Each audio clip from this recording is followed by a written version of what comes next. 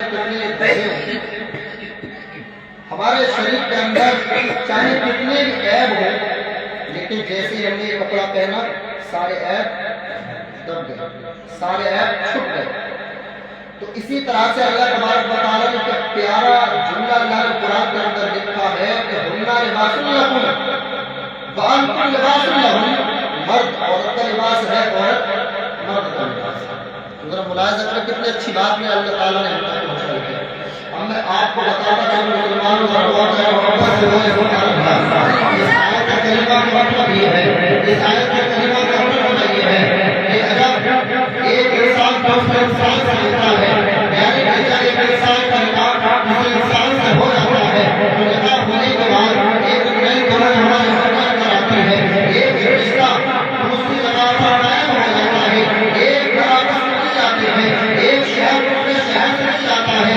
یہ نکاح کی برکت ہوا کرتی ہے کہ جب نکاح ہوتا ہے تو ایک گھر دوسرے گھر سے مل جاتا ہے ایک ضلع دوسرے ضلع سے مل جاتا ہے یعنی مطلب کیا ہے اللہ کے رسول صلی اللہ تعالیٰ علیہ وسلم کے دیوانوں اللہ تبارک و تعالیٰ نے ارشاد فرمایا کہ مرد عورت کا لباس ہے عورت مرد کا لباس ہے لیکن مطلب کیا ہے وجہ کیا ہے تو سنو مسلمانوں مطلب یہ ہے کہ جب نکاح ہو جاتا ہے نکاح ہونے کے بعد اگر شوہر کا اندر کو غلطی ہے شوہر کا اندر کو یاد ہے اگر شوہر کا اندر کی غلطی ہے تو اس عورت کو چاہیے اس کی بیوی کو چاہیے کہ اپنے شوہر کے آپ کو چھپائے اپنے شوہر کے اپنے آپ کے شوہر کو چھپائے اور اگر بیوی کے اندر کو یاد ہو تو اس کے شوہر کو چاہیے کہ اپنی بیوی کے آپ کو چھپائے اگر جس نے اپنے شوہر کے آپ کو چھپایا اللہ کے رسول نے ارشاد فرمایا ارشاد فرماتے ہیں اللہ تبارک و تعالیٰ اس عورت کو جنت میں داخل فرمائے گا جس عورت نے اپنے شوہر کے آپ کو چھپایا اللہ تبارک و تعالیٰ ایسی عورت کو اللہ تعالیٰ جنت میں داخل فرمائے گا اور اللہ کے رسول نے آگے ارشاد فرمایا جو شوہر اپنی عورت کے آپ کو چھپائے گا اللہ تبارک و تعالیٰ ایسی عورت کو اور ایسے شوہر کو اللہ تعالیٰ دونوں کو جنت میں داخل فرمائے گا اب میں آپ کو مثال دوں کہ آج کل بہت سارے لوگ بہت زیادہ گھپلا کر دیتے ہیں رشتہ کرنے میں اللہ کے رسول صلی اللہ تعالیٰ علیہ وسلم نے ارشاد فرمایا کہ جب انسان نکاح کرتا ہے تو انسان نکاح 4 وجہ دیکھ کر بھی کرتا ہے کتنی 4 وجہ دیکھ کر کرتا ہے پہلی وجہ مال دیکھتا ہے دوسری خاندان تیسرا خوبصورتی چوتھا دیکھتا ہے دینداری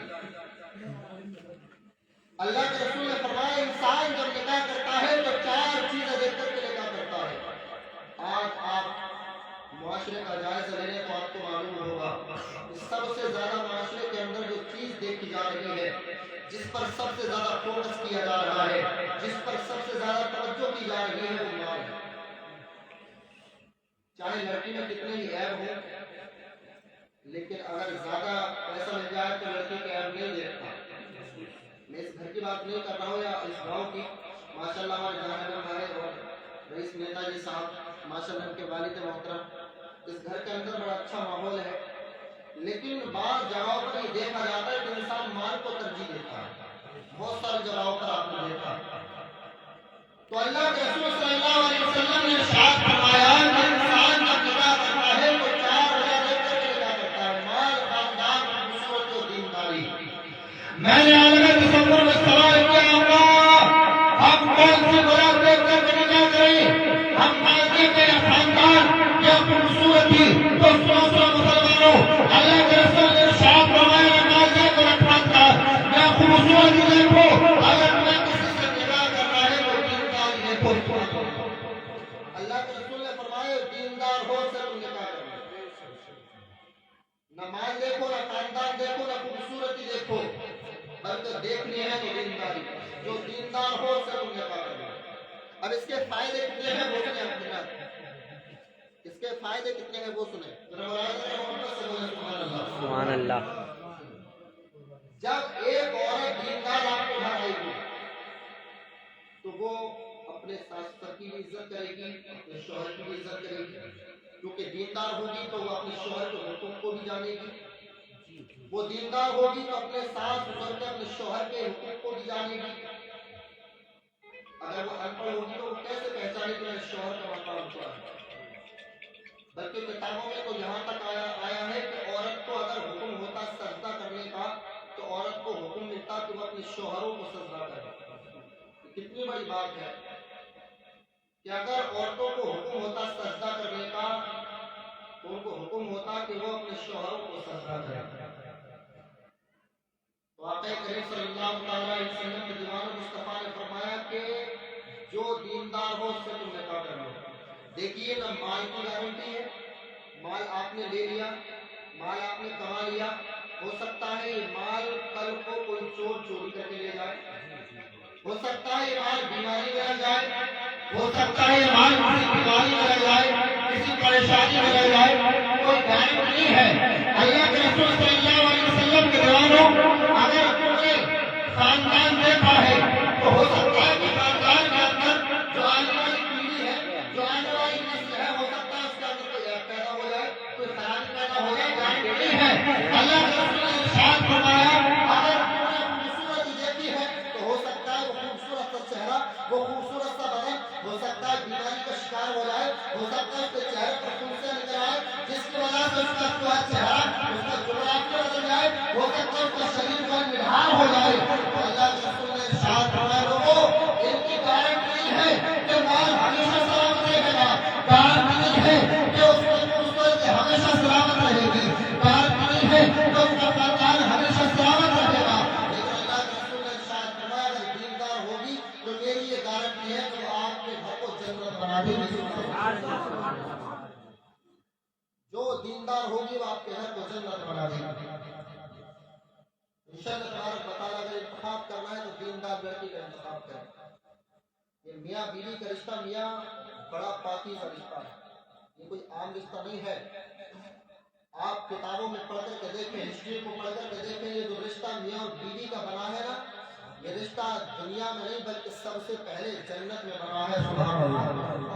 سب سے پہلا رشتہ میاں اور بیوی کا جو بنا ہے وہ جنت کے اندر بنا ہے. جب حضرت آدم علیہ السلام جنت میں رہا کرتے تھے، میں تھوڑے سے وقت میں آپ کو بتا دوں، بلایا جاتا ہے محبت سے بولے سبحان اللہ.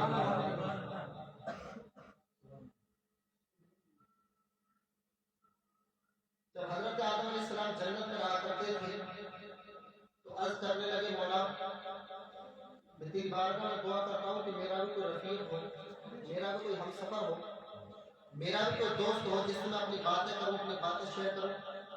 جب یہ دعا حضرت آدم علیہ السلام نے کی تو اللہ تبارک و تعالیٰ نے اسی وقت حضرت آدم علیہ السلام پر نیند کا بلوا جاری کر دیا. حضرت آدم علیہ السلام کو نیند آئی. جب ان کو نیند آئی اللہ تبارک و تعالیٰ نے حضرت آدم علیہ السلام کو بائیں پسلی سے حضرت حوا ہماری ماں کو پیدا فرمایا. حضرت حوا کو اللہ تبارک و تعالیٰ نے حضرت آدم علیہ السلام کی بائیں پسلی سے پیدا کیا ہے. تو عورت جو پیدا کی گئی ہے وہ بائیں پسلی سے پیدا کی گئی ہے. اور اس کا مطلب یہ ہے کہ اگر عورت اگر تیز ہے تو شوہر کو چاہیے کہ اپنے اندر سمجھداری لائے اور برداشت کرنے کا مادہ زیادہ رکھے. اگر شوہر کے اندر تیزی ہے، شوہر تیز ہے، تو اس عورت کو چاہیے، اس کی بیوی کو چاہیے کہ وہ سمجھدار بنے اور جو ہے خود کو اپنے برداشت کرنے کی مادہ زیادہ تر اپنے اندر رکھے، کیونکہ ایک نہ ایک کو تو ضرور نیچا ہونا پڑے گا. تو حضرت آدم علیہ السلام کے بائیں پسلی سے حضرت حوا کو پیدا کیا اور عورت جو پیدا کی گئی ہے وہ بائیں پسلی سے. اور بائیں پسلی جو ہوتی ہیں پسلیاں یہ ہمیشہ ٹیڑھی ہوتی ہیں، ہوتی نہیں ٹیڑھی. اگر ان کو سیدھا کرو گے تو سیدھی نہیں ہوگی، ٹوٹ بھرا سے رہے گی. تو یاد رکھیں عورت کو اگر آپ چاہیں گے کہ اس کو پیٹ کر کے سیدھا کر دیا جائے، اس کو مار کر کے اچھے راستے پر لے لیا جائے تو یہ ہرگز نہیں ہو سکتا. عورت کو اگر اچھے راستے پر لانا ہے تو پیار سے، محبت سے. عورت جو ہے پیار کی مورت ہے، عورت ایک پیار کرنے کی چیز ہے. میرے حضور صلی اللہ علیہ وسلم کے دیوانوں کے آقا نے ارشاد فرمایا سب سے نیک اور سب سے زیادہ اچھا اور سب سے زیادہ پسندیدہ اللہ تبارک و تعالیٰ کو وہ انسان ہے جو اپنے گھر کے اندر زیادہ اچھا ہے. سبحان اللہ. جس کا کردار اپنے گھر میں سب سے زیادہ اچھا ہے، اللہ کی نظر میں بھی وہ بندہ سب سے اچھا ہے. انسان کا کردار اپنے گھر میں سب سے زیادہ اچھا ہونا چاہیے. حضرت حوا پیدا کی گئی. آدم علیہ السلام نیند سے بیدار ہوئے، دیکھا کہ حضرت حوا کھڑی ہے، پوچھنے لگے آپ کون ہو؟ کہا میں عورت ہوں۔ آدم علیہ السلام نے فرمایا کس نے پیدا کیا؟ کہنے لگی مجھے اللہ تبارک و تعالیٰ نے پیدا کیا ہے۔ کہا کیوں پیدا کیا ہے؟ کہا اس لیے پیدا کیا ہے تاکہ تم سکون حاصل کر سکو، تاکہ میں سکون حاصل ہو سکے، تمہیں اطمینان حاصل ہو سکے۔ شادی کا جو ایک بندھن ہے وہ ایسا ہے کہ انسان جب اکیلا ہوتا ہے تنہا رہتا ہے، لیکن شادی ہونے کے بعد یہ ہوتا ہے کہ اس کی زندگی میں ایک ایسا ہمسفر آ جاتا ہے جس کی وجہ سے اس کی زندگی آسان ہو جاتی ہے، وہ اپنی دل کی بات اس کو کہہ سکتا ہے۔ تو حضرت حوا نے فرمایا اللہ تبارک و تعالیٰ نے مجھے آپ کے سکون کے لیے پیدا کیا ہے، سکون کے لیے پیدا کیا ہے۔ حضرت آدم علیہ السلام نے اتنا سننے کے بعد حضرت آدم علیہ السلام نے حضرت حوا کو ہاتھ لگانا چاہا، حضرت حوا کو ٹچ کرنا چاہا۔ آواز آتی ہے اے آدم تم حضرت حوا کو ٹچ نہیں کر سکتے، حضرت حوا کو ٹچ نہیں کر سکتے۔ کہا مولا کیوں نہیں کر سکتا؟ کہا جب تک تم حضرت حوا کا مہر ادا نہیں کرو گے، جب تک حضرت حوا کو ٹچ نہیں کر سکتے، تم بس نہیں کر سکتے۔ اللہ تبارک و تعالیٰ نے حضرت آدم علیہ السلام کا نکاح وصیہ وحی فرمایا، یعنی کہ حضرت آدم علیہ السلام کا جو نکاح ہوا ہے وہ وصیہ وحی ہوا ہے، اور نکاح ہونے کے بعد اللہ تبارک و تعالیٰ نے فرمایا اے آدم پہلے تو اپنی بیوی کا حضرت حوا کا مہر ادا کرو، اس کے بعد حضرت حوا کو چھوڑ دو۔ پہلے حضرت حوا کا مہر ادا کرو۔ عرض کرنے لگتے ہیں اے پاک پروردگار عالم حضرت حوا کا مہر کیا ہوگا؟ مہر کی قیمت کیا ہوگی؟ مہر کی قیمت کیا ہوگی؟ اے مولا میں کیا دے سکتا ہوں؟ میرے پاس کچھ ہے نہیں، سب کچھ ہے تیرا، میں تو خود جنت میں رہ رہا ہوں۔ سننے کے بعد اللہ تبارک و تعالیٰ نے فرمایا آدم تمہیں زیادہ کچھ کرنے کی ضرورت نہیں ہے، جو تمام نبیوں کا نبی ہے، جو تمام سرکار کا سرکار ہے، جو تمام داتاؤں کا داتا ہے، جو تمام آقاؤں کا آقا ہے، اللہ تبارک و تعالیٰ نے جس کے صدقے میں ساری کائنات کو پیدا کیا ہے، جس کے صدقے میں اللہ تبارک و تعالیٰ نے دنیا کے سرزمین کو پیدا کیا ہے، اللہ تبارک و تعالیٰ نے فرمایا کہ آدم کوئی زیادہ کچھ کرنے کی ضرورت نہیں ہے، بلکہ تم سے میرے محبوب کو درود پڑھو تمہارا مہر ادا ہو جائے گا۔ تم میرے محبوب پر درود پڑھ لو تمہارا مہر ادا ہو جائے گا۔ اور اس سے ہمیں پتہ چلتا ہے کہ درود پاک پڑھنے کی کتنی بڑی فضیلت ہے کہ اللہ تبارک و تعالیٰ نے حضرت آدم کا جو مہر رکھا تھا وہ صرف اللہ تبارک و تعالیٰ کے پیارے حبیب صلی اللہ تعالیٰ علیہ وسلم کو صرف درود پاک پڑھنا۔ تو درود پاک پڑھنے کی بھی بہت بڑی فضیلت ہے۔ سب حضرات درود پاک پڑھ کر کے سنائیں وحبیبنا و کریمنا مولانا محمد وسلم صلی علیہ وسلم علیہ رسول اللہ صلی اللہ علیہ وسلم۔ تھوڑے سے وقت کے لیے اور آپ مجھے سماعت کر لیں کیونکہ حضرت آ چکے ہیں، حضرت کا بھی آپ کو بیان سننا ہے، اور سردیوں کا موسم ہے، زیادہ دیر نہیں پروگرام نہ چلے ٹھیک ہے، کیونکہ آپ بھی تکلیف ہوتی ہے بیٹھنے والے کو، لیکن بہرحال اللہ تعالیٰ کی بارگاہ میں دعا ہے اللہ تعالیٰ ہمیں عمل کے توفیق عطا فرمائے۔ محبت سے بولا سبحان اللہ۔ اللہ تبارک و تعالیٰ نے زمین کا فرش بچھانے کے بعد آسمان کا شامیانہ لگانے کے بعد اللہ تبارک و تعالیٰ نے سب سے پہلا رشتہ اللہ تبارک و تعالیٰ نے ماں اور بیٹی کا رشتہ نہیں بنایا۔ اللہ تبارک و تعالیٰ نے سب سے پہلا رشتہ بیٹے اور باپ کا نہیں بنایا۔ اللہ تبارک و تعالیٰ نے سب سے پہلا رشتہ ماما اور بھانجے کا نہیں بنایا۔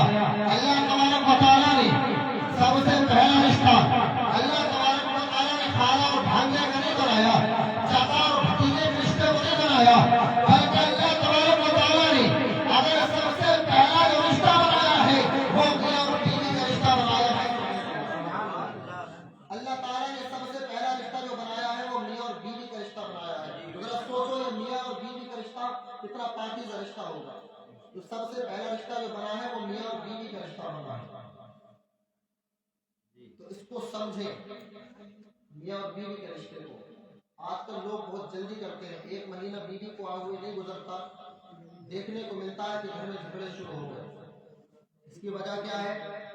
وجہ یہ ہے کہ ایک نیا مہمان ہمارے گھر میں آیا ہے، اس نے ساری زندگی 20 سال 23 سال 25 سال اپنے گھر گزاری، دوسری جگہ پر گزاری، اور آج وہ 2 دن سے تمہارے گھر آئی ہے، تو اس کو ایک جلدی اس کے مزاج کو کیسے سمجھ پاؤ گے؟ سمجھنے کے لیے کچھ وقت چاہیے نا، کوئی بھی چیز ہو سمجھنے کے لیے اس کو وقت چاہیے ہوتا ہے۔ تو کبھی بھی ہرگز ایسا نہ کیا کریں کہ اگر ساس کے اندر کوئی کمی ہے تو بیوی کو چاہیے برداشت کرے، بیوی کے اندر کوئی کمی ہے تو ساس کو چاہیے اس کمی کو چھپائے، اپنی بیٹی کی طرح رکھے۔ دیکھیے گھر میں جو سب سے زیادہ جھگڑے ہوتے ہیں وہ کس وجہ سے ہوتے ہیں کہ جس گھر کے اندر ساس اور بہو کا رشتہ رہتا ہے نا، ہمیشہ اس گھر میں جھگڑے ہوتے ہیں۔ ادھر ساس چکلن نکال کر کے لاتی ہے، ادھر بہو بیرن نکال کر کے لاتی ہے، میاں جھگڑے شروع ہو جاتے ہیں۔ تو میرا کہنا یہ ہے کہ جہاں پر ساس اور بہو کا رشتہ رہتا ہے وہاں جھگڑے ضرور ہوتے ہیں۔ تو میرا کہنا یہ ہے کہ جب کوئی نئی دلہن تمہارے گھر آئے تو اس سے بہو کا رشتہ نہ رکھے، اور بہو کو چاہیے کہ ساس کا رشتہ نہ رکھے، بلکہ اپنی ساس کو اپنی ماں بنا لے، اور ساس کو چاہیے اس بہو کو اپنی بیٹی بنا لے۔ جب بیٹی اور ماں کا رشتہ رہتا ہے تو اس گھر میں کبھی جھگڑے نہیں ہوتے۔ انشاءاللہ تعالیٰ جو رشتہ رکھنا ہے تو ماں اور بیٹی کا رشتہ رکھنا ہے، انشاءاللہ تعالیٰ وہ گھر کامیاب ہو جاتے ہیں۔ یہ میاں اور بیوی کا رشتہ بڑا پاکیزہ رشتہ ہے، سماعت کریں محبت سے بولا کریں۔ آؤ شادی کے حوالے سے میں کچھ بات آپ تک پہنچاؤں۔ شادی کرنا کتنا ضروری ہے اور کیا ان میں کتنی چیزیں ضروری ہیں۔ دیکھیے اگر آپ چھوٹے سے بچے سے بھی پوچھو گے نا تو یہ آپ پوچھیں گے کہ نکاح کرنا کیا ہے، تو چھوٹا سا بچہ بھی یہی جواب دے گا کہ نکاح کرنا سنت ہے، نکاح کرنا سنت ہے۔ کسی بھی سے آج انسان سے پوچھے، بچے سے پوچھے، ہر ایک انسان جواب دے گا نکاح کرنا کیا ہے، سنت۔ لیکن نکاح کرنا صرف سنت نہیں ہے، نکاح کرنا فرض بھی ہے، نکاح کرنا واجب بھی ہے، نکاح کرنا حرام بھی ہے، نکاح کرنا مکروہ بھی ہے۔ نکاح کرنا صرف سنت نہیں ہے۔ آپ بہت جلدی میں آپ کو یہ باتیں بتاتا چلوں، محبت سے بولے سبحان اللہ۔ اللہ تبارک و تعالیٰ کے پیارے نبی صلی اللہ علیہ وسلم کے دیوانوں، یعنی کہ نکاح کرنا سنت لیکن نکاح کرنا واجب کب ہے؟ فرماتے جب انسان بالغ ہو جائے، بالغ ہونے کے بعد اس کو یہ اندیشہ ہے کہ اگر نکاح نہیں کرے گا تو وہ گناہ کر جائے گا، وہ گناہوں میں ملوث ہو جائے گا، وہ انسان زنا کر جائے گا۔ اگر اس کو شک ہو، اندیشہ ہو کہ اگر میں نکاح نہیں کروں گا تو ہو سکتا ہے کہ مجھ سے کوئی گناہ ہو جائے گا، تو اس وقت نکاح کرنا واجب ہے۔ کیا ہے اس وقت نکاح کرنا؟ یہ واجب ہے۔ لیکن جب اس کو یقین ہو جائے، پورا یقین ہو کہ اگر میں نکاح نہیں کروں گا تو اس کو یقین ہے کہ میں گناہ کر جاؤں گا، یعنی کہ اس کو یقین ہو جائے پورا کر کے میں نکاح نہیں کروں گا تو مجھ سے گناہ ہو جائے گا، تو ایسے وقت میں نکاح کرنا انسان پر پھر فرض ہو جاتا ہے۔ کیا ہو جاتا ہے؟ انسان پر پھر نکاح کرنا فرض ہو جاتا ہے۔ نکاح کرنا واجب بھی میں نے آپ کو بتا دیا، فرض بھی میں نے آپ کو بتا دیا۔ اب نکاح کرنا مکروہ کب ہے وہ بھی سورہ محبت سے بولے سبحان اللہ۔ نکاح کرنا مکروہ اس وقت ہے کہ انسان کو یہ اندیشہ ہو میں جب نکاح کروں گا تو میں اپنی بیوی کا نفع اور نفع نہیں اٹھا پاؤں گا، اس کا خرچہ نہیں اٹھا پاؤں گا، اپنی بیوی کو خوش نہیں رکھ سکوں گا، تو اس وقت میں نکاح کرنا مکروہ ہے۔ یعنی اس کو یہ اندیشہ ہے کہ میں اگر نکاح کروں گا تو میں اپنی بیوی کا خرچہ نہیں اٹھا سکتا، اپنی بیوی کو خوش نہیں رکھ سکتا، تو ایسے وقت میں نکاح کرنا مکروہ ہے۔ لیکن اللہ کی عزت کی قسم مسلمانوں سنو، فرمایا گیا کہ اگر اندیشہ ہو کہ انسان بیوی کا خرچہ نہیں اٹھا پائے گا تو ایسے وقت میں نکاح کرنا مکروہ، لیکن جب اس کو یقین ہو جائے کہ اگر میرا نکاح ہو جانے کے بعد اپنی بیوی کا خرچہ نہیں اٹھا سکتا تو ایسے وقت میں انسان کو نکاح کرنا پھر حرام ہو جاتا ہے۔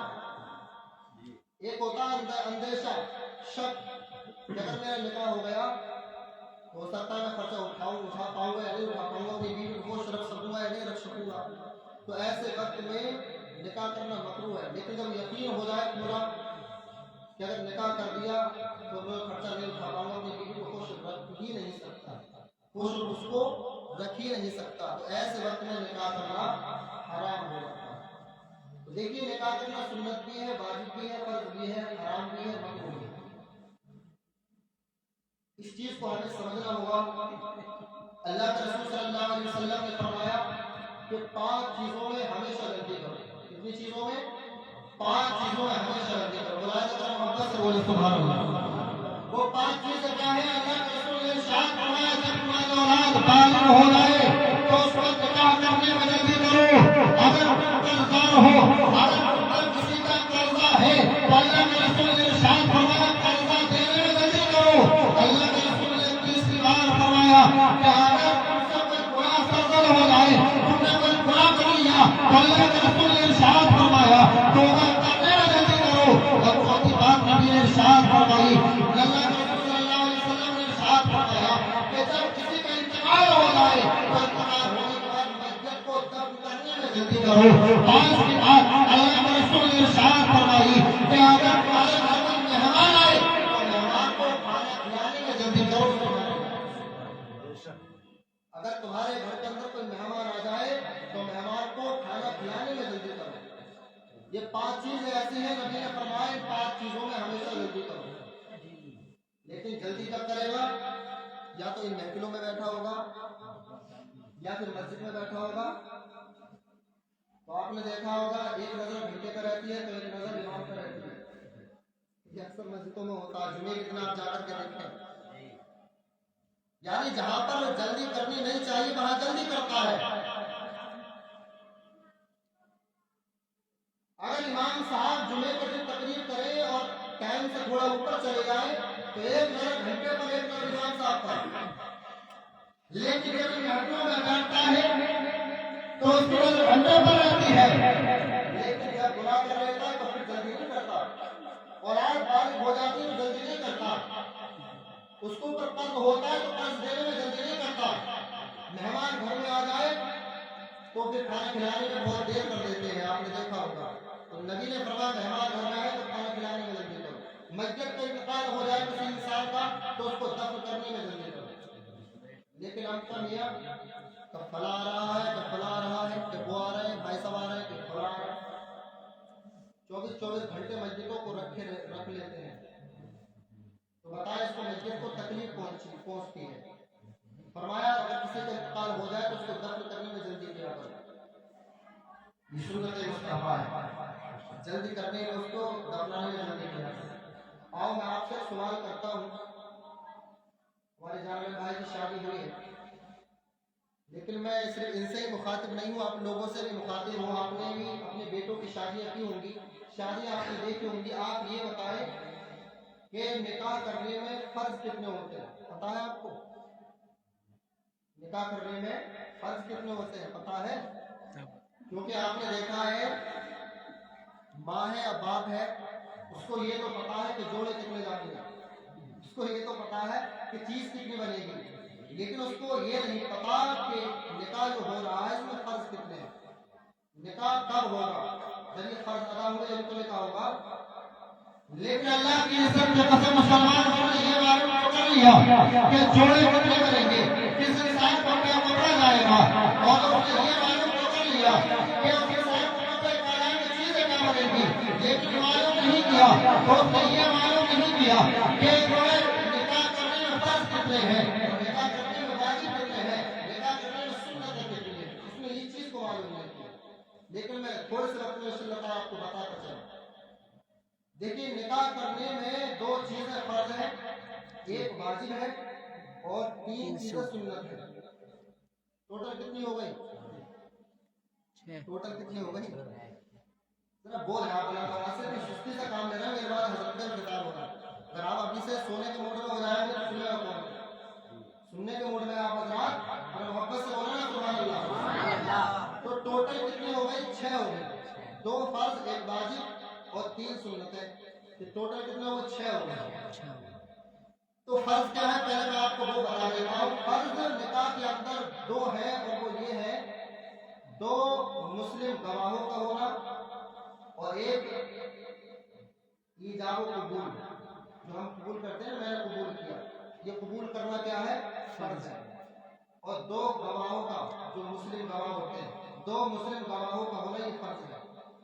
ایسا نہیں ہے کہ دو جنے چلے گئے بھگ کے شادی کر لی تو وہ اس میں فرضی ادا نہیں ہوں گے تو نکاح کیسے ہو جائے گا؟ دو مسلم گواہوں کا ہونا ضروری ہے. تو فرمایا گیا اللہ کے رسول صلی اللہ علیہ وسلم کے دواروں کہ نکاح کے اندر دو فرض ہے. پہلا فرض ہے کہ دو مسلم گواہوں کا ہونا. دوسرا فرض ہے میں نے قبول کیا.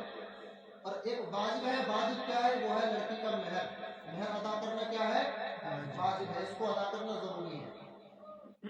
اب تین سنتیں کیا ہے؟ وہ سن لینا محبت سے بولے سبحان اللہ. تین سنتیں. پہلی چیز خطبہ نکاح. جو ہم نکاح میں خطبہ پڑھتے ہیں خطبہ پڑھنا سنت ہے. اور دوسری سنت ہے چھوارے تقسیم کرنا.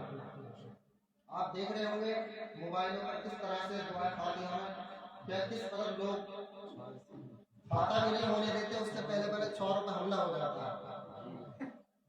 حملہ بول دیا جاتا ہے. فاتحہ میں صحیح طریقے سے نہیں ہو نہیں پاتی. لیکن ہونا تو یہ چاہیے. نکاح جو ہے یہ سب سے پاکیزہ رشتہ جو ہے نکاح کا ہے. تو نکاح ایسا ہونا چاہیے. پہلے کرسی ڈالی جائے اس پر لوگوں کو بٹھایا جائے. پھر ایک اسٹیج لگایا جائے. اسٹیج پر دولہا دلہن کو بٹھایا جائے تب جا کر کے اس کا رشتہ ہو. لیکن میاں جو پہلا رواج چلتا رہا ہے وہی رواج چل رہا ہے. ہونا تو یہ چاہیے تھا کہ اس کی ایک پردہ ہو بیچ میں. ایک طرف لڑکا بیٹھا ہو ایک طرف لڑکی بیٹھی ہو. بیچ میں نکاح ہو رہا ہو. لڑکی کی آواز لڑکی کے کانوں میں آنی چاہیے. لڑکی کی آواز لڑکے کے کانوں میں آنی چاہیے. طریقہ تو یہ ہے. لیکن میاں جو رواج چلتا رہا ہے لیکن وہ ٹھیک ہے. لیکن بہرحال نکاح پھر بھی ہو جاتا ہے. ایسا نہیں کہ نکاح نہیں ہوگا. ذرا اثر کر کے بولا آپ تو میں بات کر رہا تھا کہ چھوارے تقسیم کرنا یہ ہے سنت. خطبہ نکاح پڑھنا سنت. اور تیسری چیز ہے ولیمہ کرنا سنت. جو ہمارے جان میں بھائی نے کیا ماشاء اللہ بہت اچھا کیا جو ولیمہ کیا تھا. ولیمہ کرنا یہ ہمارے نبی کی سنت ہے. دیکھیے کام بھی سب ہو گئے. ولیمہ بھی ہو گیا. نبی کی سنت بھی ادا ہو گئی. لیکن جو ہم منع کرتے ہیں منع تو اس میں ہوتا کیا ہے؟ بعض آپ نے دیکھا ہوگا کہ کئی جگہ پر ایسا ہوتا ہے کہ برات بھی واپس آ جاتی ہے. ہو جاتا ہے کئی جگہ پر برات بھی واپس آ گئی لیکن وہ منع ہو گیا تھا تو وہ خرچہ ہو گیا. لیکن جب ولیمہ کرتے تو ایسا کچھ نہیں ہوتا. اسی لیے تو کہا گیا کہ بعد میں ولیمہ کرو. وہاں پہ بھی شامل ہو جاتے مہمان اور یہاں پہ مہمان شامل ہو جاتے. لیکن منع آپ نے کر لیا کسی نے بھی کر لیا. اس کے بعد پتہ چلی کہ برات واپس ہو گئی تو یہ اس کا بھگتان کون کرے گا؟ کہ کل کھلایا.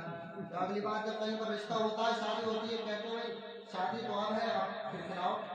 دوبارہ کھلانا ہو سکتا ہے دوبارہ کھلانا پڑ جائے. لیکن بہرحال اس طرف میں نہیں جاتا. تو میں نے آپ کو بتا دیا بہت سادہ الفاظ میں کہ نکاح کے اندر دو فرض ہے واجب ہے اور تین سنت ہے. یہ بہت مین پوائنٹ ہے. انشاءاللہ تعالی ہمارے سمجھنے کی ہے. اللہ تعالیٰ کی بارگاہ میں دعا ہے اللہ تعالیٰ ہمیں عمل کی توفیق عطا فرمائے اور سمجھنے کی توفیق عطا فرمائے. آئیے محترم حضرات ملاد پاک کا آپ تک پہنچا کر اپنی بات ختم کر رہا ہوں. ملاحظہ کریں محبت سے سبحان اللہ. یہ خاص کر ہمارے جاننے بھائی کے لیے دولہے صاحب کے لیے شعر میں پڑھ رہا ہوں. ملاحظہ کریں محبت سے سبحان اللہ.